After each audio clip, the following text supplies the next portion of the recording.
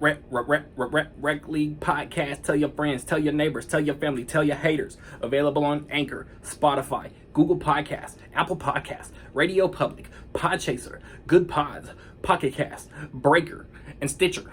At Rec League Podcast on Facebook, YouTube, Instagram, TikTok. At Rec League Pod on Twitter. Episode 85. Available now. Yo. Whether you watching this from Facebook, Twitter, click the link in my Instagram, or YouTube itself. What up, world? So, I just watched Doctor Strange in the Multiverse of Madness. I want to say this is MCU movie number 28. Damn. It's a sequel.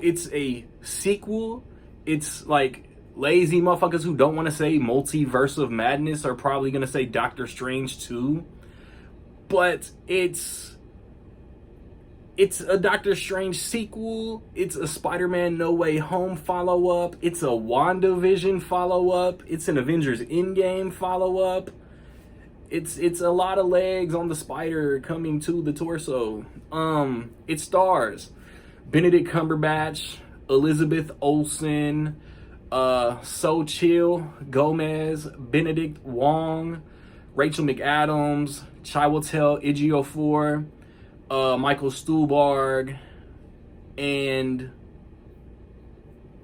I think that's all, like, the heavy hitter, big name, returning MCU. Is directed by Sam Raimi, director of the Spider-Man trilogy, director of the Evil Dead trilogy, director of Darkman, The Quick and the Dead, A Simple Plan, Oz, The Great and Powerful, Drag Me to Hell. Dude is a legend. Give him his flowers. Even if you don't like this movie, he's done a lot of influential shit. Doctor Strange, after Spider-Man No Way Home, Scarlet Witch, after WandaVision. She's still doing what she was doing in the show, and there is a shakeup in the multiverse once America Chavez pops up on, like, MCU Earth. Is that what we gonna call it? And creatures are coming for her power. This is MCU Mercury Rising. Like, Doctor Strange is protecting a kid that's being attacked.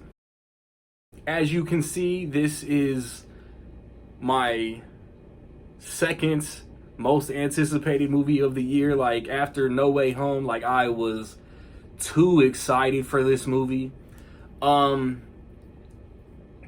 And I liked it, but it didn't quite live up to the expectations that I had hoped for. But I will say that I made the mistake of being one of those guys who had preconceived expectations in my head and none of them happened.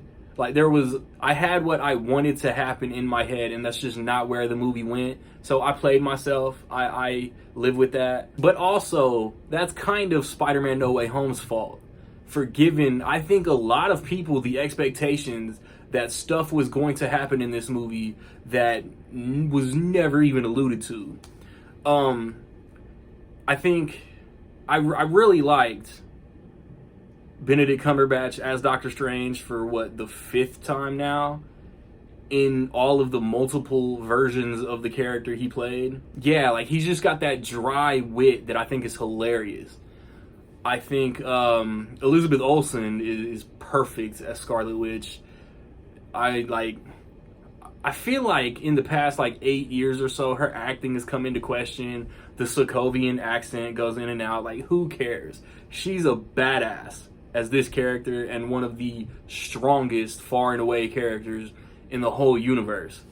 I thought Xochitl Gomez was really dope as America Chavez, like this kid unsure of what her capabilities are. Her and Strange don't really mesh, and then, you know how that arc goes.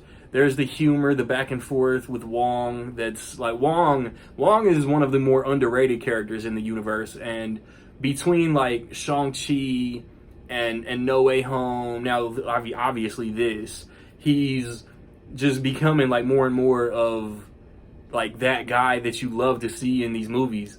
As a story, like I feel like we've seen like the adult protecting the kid throughout cinema history. So like there's nothing new there.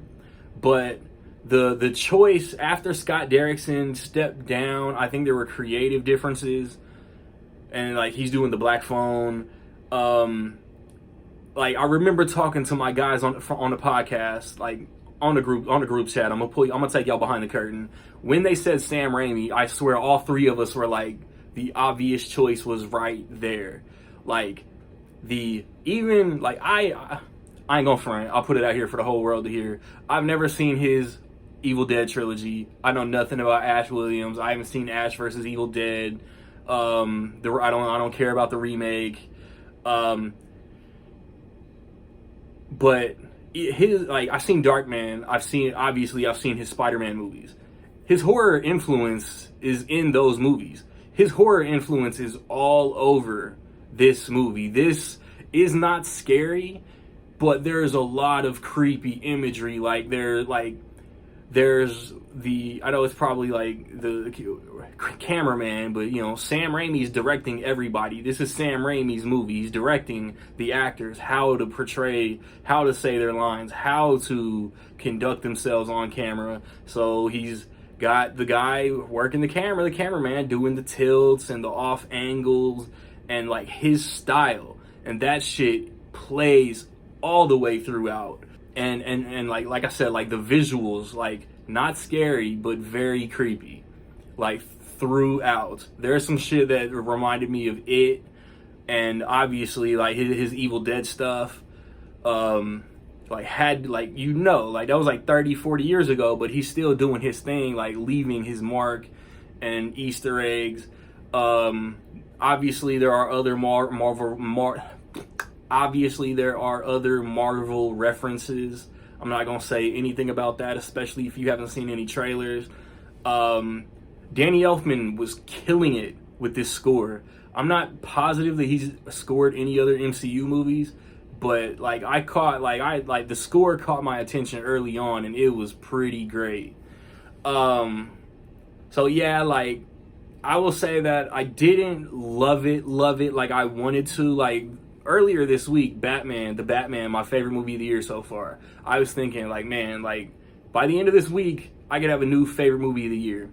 It didn't hit that height, but it's good.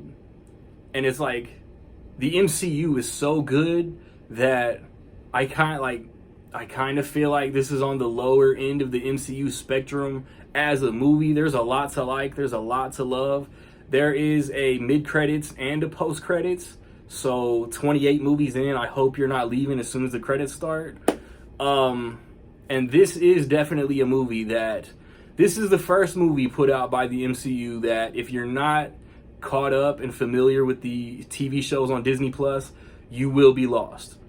So there are multiple shows that you need to be familiar with in order to fully grasp this movie.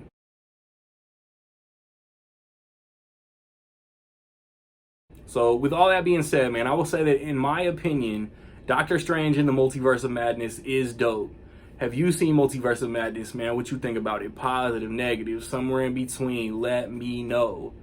I have recently posted reviews for Moon Knight, MCU on Disney Plus, The Unbearable Weight of Massive Talent, The Bad Guys. I'm gonna watch The Northman. It's been out like 3 weeks. I don't know if I'm gonna review it, but I'm gonna see it just to see what the hype is about. My next review is probably going to be Top Gun Maverick. So 2 reviews this month. Yay. Regularly Podcast episode 85. It was an in-betweener. Like it's a filler episode, but it's a fun episode. We're remembering and talking about 1992, the highs, the lows, a lot of movies I haven't seen. So yeah, man, check that out, man. So like, subscribe, comment. Find me where you find me, man. Don't know where to find me. Watch these credits. Peace.